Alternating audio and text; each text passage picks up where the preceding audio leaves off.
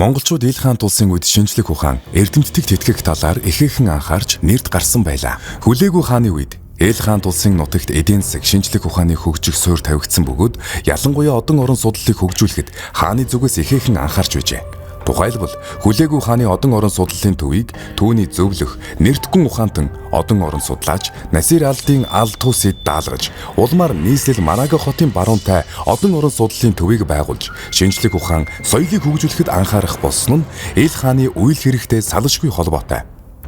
Тус төвд тухайн үеийн хамгийн дээд зэргийн багаж төхөөрөмжөөр тоногдсон бөгөөд ил хаанд улс төдийгүй Сир хятад зэрэг орноос одон орончид ирж ажиллаж байсан гэж үздэг. Түүний номын сан нь 40,000 гаруй номтой байсан гэдэг. Хүлээгүү хааны үед ил хаанд улс нь улс төр, эдийн засаг, соёлын хувьд бэхжиж цаашид 100 гаруй жил оршин тогтнох улмаар бүс нутгийн түүх, хүн төрөлхтний түүхэнд арилшгүй улам өрөөн үлдээхийн эхийг тавьсан билээ. Монгол хаан